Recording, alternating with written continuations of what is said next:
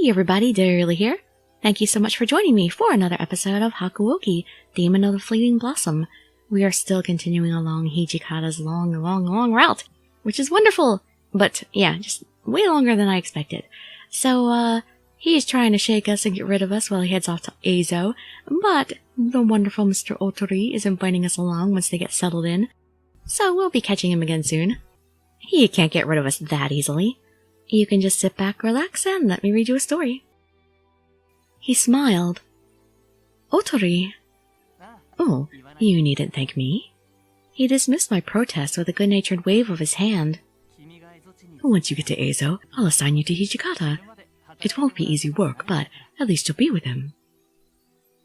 Oh, you're so sweet! Chapter 9.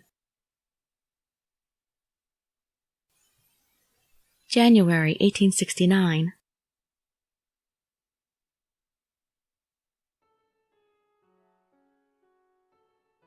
I got my summons from Otori right after the Matsume domain fell. The Matsume domain had until then governed the island of Eizo. If Hijikata and the rest of the loyalist forces were to operate in Eizo, then Matsume was by necessity their first target. I crossed to the island just as Otori had instructed, booking passage on a Russian merchant ship. I arrived to find the land of Eizo covered in snow. Ooh. Hello there, Yukimura. When I arrived at Hakodate, it was Otori who came to pick me up. Thank you so much for arranging all this. I gave him a short bow, and congratulations on establishing the Republic of Eizo. After conquering Matsume, they wasted no time in establishing the country that had been proposed back in Sendai. Well, calling it a republic is a bit of an exaggeration. He smiled. As soon as the elections were finished, I sent for you. Elections? As quickly and simply as he could, Otori explained the concept of an election and how it gave everyone a voice in the government. Then, everyone has a say about who's in power. I'd never heard of such a thing before, but it seemed like a good idea. Anamoto is our president at the moment. He's the only one who can call the government together. Otori had taken the post of minister of the army, and Hijikata was vice minister of the same. You had to wait for 3 months, I understand. Were they long? Yes. I nodded. Still, the fact that they had already defeated the Matsume domain and established their own government spoke well for the excellence of the one-time shogunate's former military. 3 months had been a long time for me, but to the world of war and politics, it was scarcely the blink of an eye. Otori and I chatted as we walked, but when the subject of Hijikata came up, his expression clouded. Hijikata's been different. Different? How? He is nicer to his men, which is good, but he spends too much time locked away in his room. He says he spends most of his time there deep in thought, and he won't let anyone come by. I wasn't quite sure what to say. Otori seemed to sense it, and instead of continuing the conversation, reached into his jacket to remove an envelope. I think he needs you. Me? My heart skipped a beat. This document officially appoints you to your position. You can get the details after you give it to Hijikata. Thank you. I took the letter from him and bowed. The year was coming to an end. I changed into the western clothes I'd bought. It was going to take time to get used to them, and I headed for Goryokaku. The main hall was full of people, all of them there to celebrate the establishment of their new government. But Hijikata wasn't among them. He was in his room alone. I took a deep breath, then rapped my hand against the door several times in quick succession. Otori called it knocking, and told me that it was customary to do when opening a Western-style door to signal whoever was inside. After a few seconds of silence, a tired voice drifted out. I'm not attending. This isn't the time for a party. I knew that voice very well. I put my hand on the doorknob and turned. Excuse me. He turned toward the door, preparing a half-hearted tirade for whoever intruded on his solitude. When he saw me, the words froze in his throat. Chizuru Yukimura, reporting as ordered. I had been assigned to serve as Vice Minister Hijikata's page by Minister Otori. His mouth worked soundlessly for a moment, finally closing with a snap. He stared at me intently for several more seconds, then frowned. It's a mistake. I haven't been told about this. I handed him the letter Otori had given me. I was given these orders from Minister Otori earlier. He snatched the envelope from me with a scowl and tore it open. His eyes scanned the page rapidly, his frown deepening with each line. When he finished, he shot me a sharp look and thrust the letter and its envelope back into my hands. No, take it back. I can't approve this posting. I'm not taking it. It's yours. I tightened my lips into a thin line and stayed quiet. Didn't you hear me? He narrowed his eyes, but I didn't move. Finally, with an angry mutter, he tore Otori's letter in half. I'll get him to write another one. My voice was scarcely above a whisper. Hijikata's scowl deepened. I don't care how many orders you get. Bury me in this crap if you want. I won't approve them. Then I will. I'll keep coming back. I don't care how many times. I'll keep bringing them until you do approve it. God damn it! Stop being so damn stubborn! He snapped back, his patience wearing thin. No, not until you accept these orders. I wanted to cry, but I swallowed my tears and raised my voice to match his own. I'll come back as many times as I have to. I won't stop until you approve it. I squeezed my jaw tight, doing my best to hold back the tears that threatened to spill out across my hot cheeks. Hijikata sighed, defeated. Why are you so persistent? Because I want to help. My answer was ready as soon as the words were out of his mouth. A lot of people have died for you, for the Shinsengumi. They've left you with a lot of responsibilities. Inoue, Yamazaki, Kondo, Saito, Sanan, and Heisuke, every single one of them had cared for Hijikata. Maybe it's arrogant of me, but I want to try and carry on in their place. They'd been his friends. They'd given their lives to help him. How could I just stand by? I can't fight, and I don't understand politics, I admit. But I can run errands for you, and bring you tea, and anything else you might need.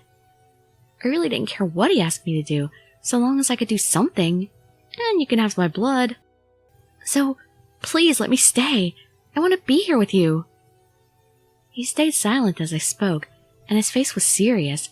There was no doubt that he knew how sincere I was. After a few moments, his gaze fell to the floor, and he shifted uncomfortably. Fine. Just be quiet. His face twitched into a smile, but distress was still plain on his features. Then suddenly, his arms were around me. Huh. I guess he missed me. I let myself sink into his chest, speechless. He held me tight, as if now that he finally had me, he didn't want to ever let me go. Ever since you left. He stopped, and I could sense him trying to organize his feelings. I got the impression he was confused. I figured some things out. His arms tightened. Whatever distance had separated us in the past was long gone now. You supported me. Guess that's the best way to put it. He sounded slightly bewildered, as if even he couldn't believe what he was saying. He wasn't the only one. When you're not here, it's hard for me to deal with it. All of it. Life, I guess. My heart swelled up with each word he spoke. You saved me. I could feel the warmth of his body touching every part of mine. I couldn't stop crying. Chizuru, do you think the Shinsengumi still stands for what it means to be a true samurai? Have I done what I was supposed to? Have I led us down the right path? I nodded. The soul of the Shinsengumi that our friends believed in is alive in you. Then after a moment of thought, I continued. In fact, I think it's even stronger now. We've been through a lot, but it's brought us all together. Hearing you say that makes me happy. His voice was warm. The men the Shinsengumi has left are true samurai. No more need for the iron fist. Yes. Everyone in the Shinsengumi had the same goal in sight now. With that unity of vision came a clarity of purpose, and I hoped that without the necessity for discipline and management, Hijikata's burden might ease a little. Well, from now on, please don't try and hide your problems from me. I'm here to help you. You don't have to do this alone anymore. He was silent then, but his arms stayed wrapped around me. Then at last he spoke, his voice barely above a whisper. Stay with me. Gladly. As Vice Minister Hijikata's page, I spent every day assisting him in his duties. That's not the kind of staying with him I wanted to do, but oh well. Beggars can't be choosers. Since coming to Eizo, he'd seemed much more at ease during the daylight hours. Perhaps there was something about the northern climate that was affecting his fiery blood. My job saw me spending more time around Hijikata than I ever had before, and he began treating me quite nicely. I felt a little bad that I was getting spoiled, but whenever I was around him, my heart soared, and my breath became a little faster. Then one day, just after the beginning of the new year, Otori came to visit Hijikata. Please, have some tea. Oh, thank you. He gave me a warm smile as I handed him his tea. Your assistant here is quite something. Tell me, where did you find her? Oh, good lord. Well, I think some samurai wannabe sent her over here without my permission. You know anything about that? He glared at Otori, who only laughed. Oh, I was only doing it for your sake, you know. Although, I'm a bit jealous now. A cute, dedicated, efficient page. What man could ask for anything more? No, My cheeks felt like they were burning up. I tried to busy myself with the tea and avoid meeting anyone's eyes. Hijikata glanced at me for a moment, then back at Otori, his face calm and serene. I agree.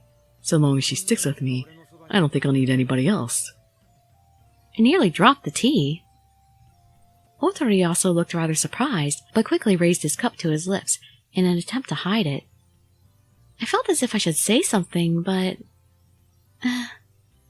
when I opened my mouth, nothing came out. Hijikata, of course, remained entirely unruffled and sipped at his tea as if he'd done nothing more exciting than comment on the weather, while Otori and I recovered. I'm surprised he didn't just laugh at us. Otori finished a very, very long sip, coughed awkwardly, and spoke. I didn't think I'd hear something like that from you, Hijikata. I'd want a wife like her, too. Hijikata laughed. Well, she's mine. You'll have to find your own, because there's no way I'm letting her go. Otori laughed. My face was growing hotter by the moment. By now, my ears were probably the same shade of brilliant scarlet as my cheeks. Otori looked at Hijikata and me, and laughed again. Well, with Hijikata in this sort of, mood, I suppose I shouldn't stay too long, Oh, you think that's a mood, huh? With one last grin at me, he turned to Hijikata. When he spoke, his voice was grim. Do you think they'll be coming? They? Who were they talking about? Hijikata showed no sign of being surprised, but I saw the good cheer of a moment before fade from his face as well. Yeah, soon as the snow melts. Otori nodded. Well, if you think so too, I'm convinced. I've been thinking the same thing myself. Enomoto wants to try and work things out diplomatically, but I don't think we'll get out of this without at least some fighting. Yeah, there'll be a fight, that's for sure. No way the Imperial Army's just gonna forget about us. Oh. At last I understood. Enomoto can hope for peace if that's what he wants to do, but the army should be ready to move as soon as spring's here. Of course. Don't worry about Enomoto and his cabinet. I'll deal with them. Hijikata nodded. Gotta admit, before we came here, I never thought you and me would ever see eye to eye. Yes, well, we did get off to quite a rocky start. Neither of us was born a samurai, but we went about becoming that in different ways. They shared a short grin. The family you were born to isn't important. It's what you make of yourself that matters. Otori and Hijikata were two very different people, but listening to his passion as he talked, there was no doubt that he was similarly admired by his men. His words resonated with me especially. I was born into a family of demons, but here I was. We both fight for what we believed in. That path led us here. That's all there is to it. Hijikata smiled and nodded.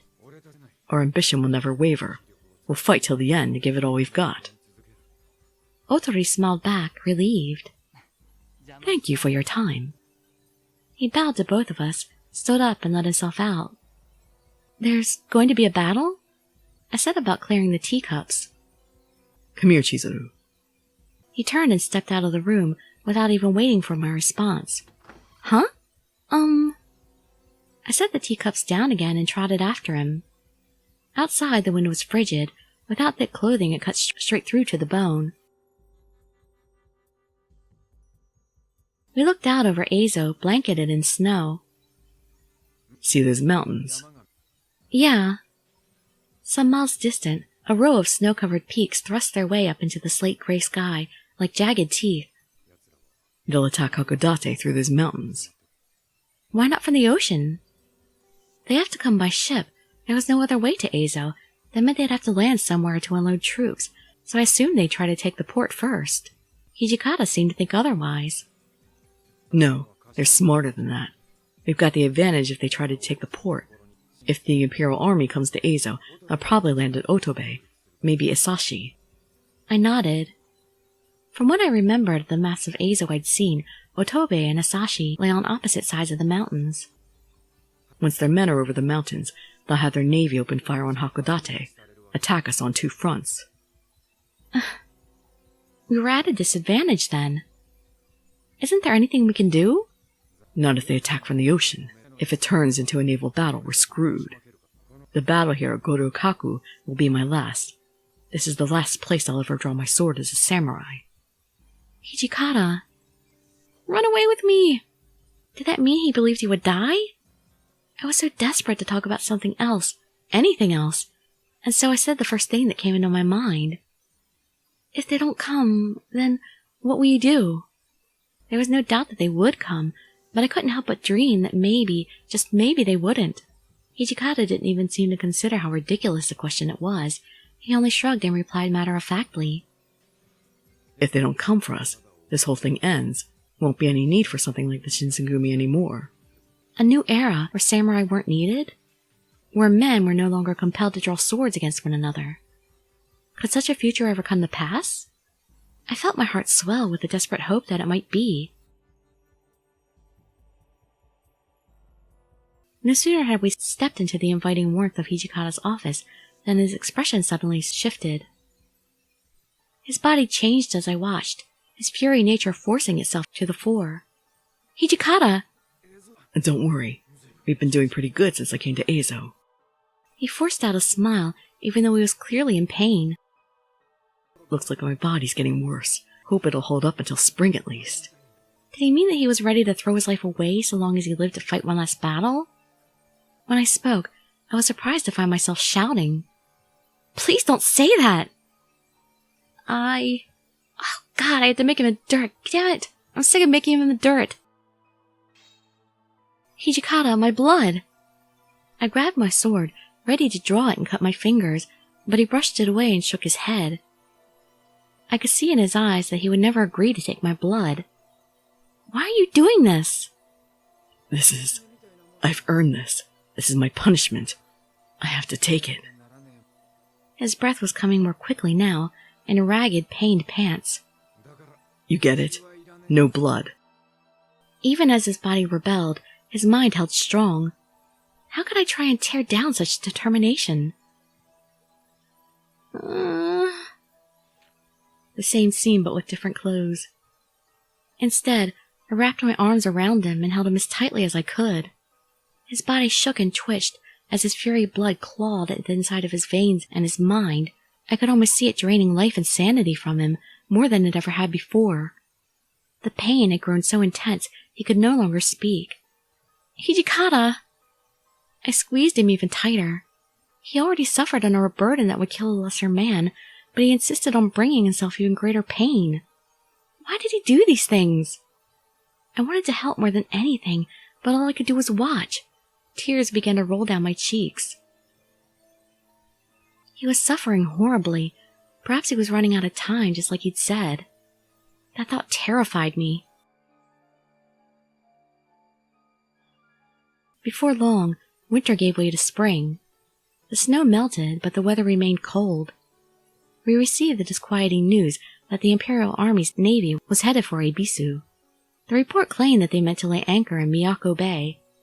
Since the Republic of Azo didn't have any warships, a plan was hatched to catch the enemy's flagship. They could damage enemy morale and bolster their own fleet in one fell swoop. Hijikata was selected to participate in the operation, but I was ordered to remain at Goryukaku. While he was away, I divided my time between being terrified that he might never return and praying for his safety. To my great relief, he did return from the ironclad seizure operation in Miyako Bay. I was so glad to see him that I burst into tears. He gave me a wry smile and a few sarcastic words, but he stayed with me until I stopped crying. Unfortunately, the ironclad seizure operation had been a failure. One of our ships had been lost, and with it a talented captain. A number of the soldiers had died as well, including several men from the Shinsengumi. The flagship had eluded capture, and the attack had ended in a rout. I sat stunned and listened to him recount the ordeal. When he finished, he looked me straight in the eye and spoke. You still got time, Chizuru. Get as far away from Hakodate as you can. Stop trying to get me to leave. You know it's not going to work. Don't you know me by now? His tone was dead serious. You can take a Russian or British ship. I'll get everything worked out. You won't have to worry about a thing. His eyes were pleading. I understood what he was trying to do. Hijikata knew the Shinsengumi would almost certainly lose the battle that would soon be upon them. He wanted me to escape safely, somewhere Hakodate would be a distant memory. He wanted me to survive. But he intended to die. I want to stay with you. It warmed my heart to know he cared for me, but I couldn't leave him alone to die. I wouldn't. Please don't send me away. I want to be with you. When he'd been gone on assignment in Miyako Bay, I felt empty, as if some integral part of me was missing. Even breathing felt painful. A life without him would break my heart in two. I won't ever leave you again. He knit his eyebrows in worry and looked at me silently for several long moments, then finally let out a sigh. Fine. If it means that much to you, you can stay. You really are a weird one. He grumbled about it as usual, but at last he capitulated. I could see his mind working hard as his eyes flicked back and forth in minuscule amounts. You're worried about me, right? Of course. He looked away and answered with too much forced nonchalance. Well, if you're worried about me, then don't let me out of your sight, okay? It'll be your job to keep me safe. I smiled at him, and his eyebrows rose in surprise. And you can't do that if you're dead, can you? He thought about that for several moments.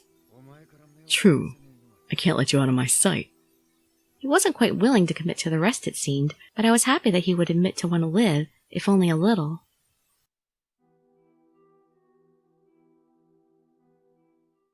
It was May when the Imperial Army began to march toward Azo.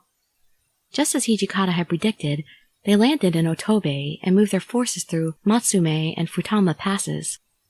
Otori led the men who had been assigned to hold the Matsume Pass, and Hijikata the men assigned to Futama. I had accompanied Hijikata to the Futama Pass, where we waited for the enemy to show themselves.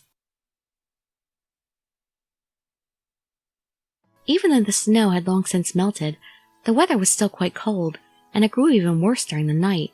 Some nights it was enough to make men stationed out of doors lose sensation in their hands and feet.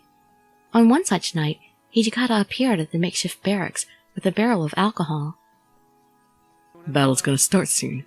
I'll be counting on you guys. Of course. Thank you, sir. Hijikata went down the lines, pouring a cup for each soldier. We can't afford to rest, unfortunately, but I figured at least you could have a little sake. It wasn't every day that a general went down among his own men to pass out alcohol, and it was easy to see that the gesture had moved and inspired them. I'd like to just give you guys as much as you want, but we don't know when the fighting's gonna start. And we sure as hell don't want to be drunk when they attack, right? A ripple of laughter moved through the men.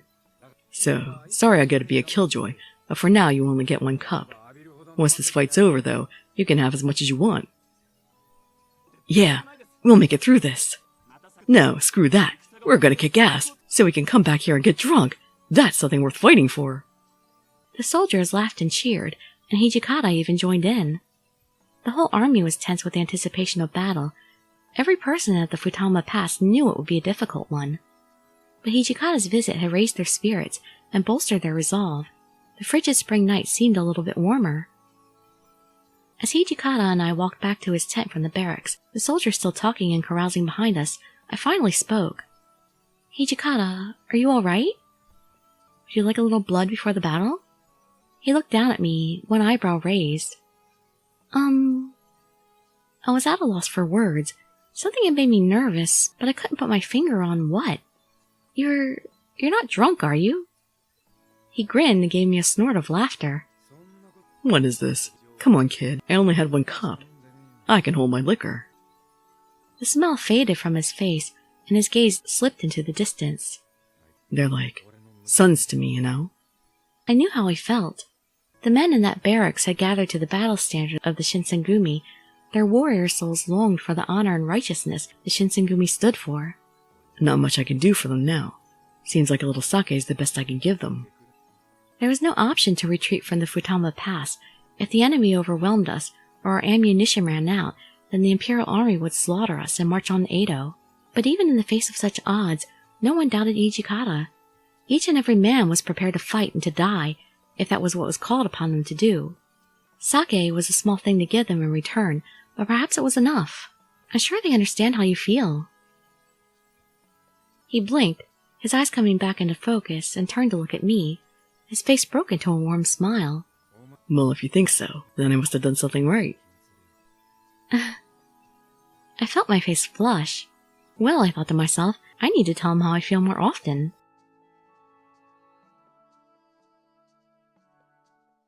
By early June, the weather had begun to warm up. Unfortunately, with the warm weather came the battle at Matsume Pass, and Otori's men were routed by the Imperial Army. Hijikata and his men were ordered to retreat from Futama and return to Goryokaku and Hakodate, where the final battle would take place. Everything had gone just as Hijikata had predicted. After returning to Hakodate, Hijikata immediately left for Benton Fortress. Benton had been built on a section of man-made land that extended out into the ocean. It was outfitted with an artillery battery to fend off attacks by hostile navies. Hijikata's purpose there was to meet with Otori and the other members of the Shinsengumi. "It's been a while, Hijikata, sir." Clearly far too long for Shimada, who looked delighted to see his old friend. When he noticed me, he grinned even wider. "I'm glad to see you're doing well, too. I hear you're Hijikata's page now." "Yes, he's decided to let me stick around." I grinned back. "I don't know if I can live up to the bar you set, but I'm doing my best." Shimada shook his head and laughed. "No, nobody can do what you do." "Huh?" "Hey, Shimada, knock it off. That stuff starts going to her head, and I'm going to be the one who has to deal with it." Shimada shut his mouth with a snap. Hijikata gave a short snort, then asked him to go fetch Otori. "I'm sorry, Hijikata. It's my fault we lost Matsume Pass." Otori looked exhausted, his face lined and tight. "What happened happened. We got screwed because we split up forces. The Imperial Army has us outnumbered. If we want to win this, we're going to have to concentrate our men at Benton and Goryokaku, right?" Otori relaxed visibly. "You can trust us with Benton Fortress." His tone was cheerful, but almost desperately so. "So long as the Shinsengumi standard flies, we'll fight to the last man." Hijikata gave him a wry smile. "Don't say crap like that. You already forget Otori's in command of the fortress." Shimada wilted slightly. "I'll raise the Shinsengumi standard for this battle, then everything should be fine, right?" He smiled at us. "So long as it's up, I don't think I could lose. I've lost some battles here and there, sure, but I've never given up on the spirit of the samurai." He smiled at Hijikata, who responded by curling up the corner of his mouth. "What, now the minister of the army superstitious? You need to get your act together, Otori." That was when I realized suddenly that all three of them were smiling. They weren't just fellow soldiers anymore. They were comrades and friends, united in purpose. "All right, I'm going to leave Benton in your hands." After acknowledging nods all around, he turned to leave. "Good luck." I bowed and turned to follow Hijikata. "Yukimura, I'm trusting you with Hijikata." I turned to see Shimada looking at me, his eyes serious. For some reason, I have to say you can't do that. I looked Shimada straight in the eye. No, you can't pass that off on me. I understood the unspoken meaning of Shimada's request all too well. He was prepared to die. Words spilled out of me in a torrent. We don't know when this battle's going to end. It might go on for a really long time. Even if we drive the Imperial Army back, there'll be another fight eventually. Yeah, I guess you're right. His eyebrows rose. I can't do everything, you know. Shimada couldn't die. That would make Hijikata sad. It would make me sad. I need your help. Shimada looked at me silently for a moment, then released a great sigh. Well, shoot. A grin spread across his face. I guess I should have expected that from a girl who hooked Hijikata. You've got a strong heart, Yukimura. Stronger than any man I've known. I felt my face flush and looked down at the ground. Come on, don't make fun of me. Shimada only laughed out loud. All right. I promise not to throw my life away. I'll stick around to help him out. Yes. Hijikata's burden was a heavy one, but the more friends he had to care for him, the lighter it would feel. I couldn't let Shimada die. And I couldn't let myself die either. There's not many of us left. It was the evening of June 19th. We were going about our normal business when Hijikata suddenly spoke. If they're going to attack, it'll be tomorrow. Right. The Imperial Army was nearly on our doorstep. When the sun rose the next day, Hakodate would become a battlefield, and Goryukaku would be our last refuge. Chizuru, are you sure? I knew what he was about to say. Yes, I am. I'll stay with you. However the battle ended, I meant to be there with him when it did. He sighed. I need to stop letting you say it all the time. What? His expression was solemn, but his lips were pressed tightly together, and I could feel his hesitation. The silence dragged on and on, until I began to feel rather uncomfortable. Finally I opened my mouth to speak, but before I could... More than anything else, I want to keep you safe.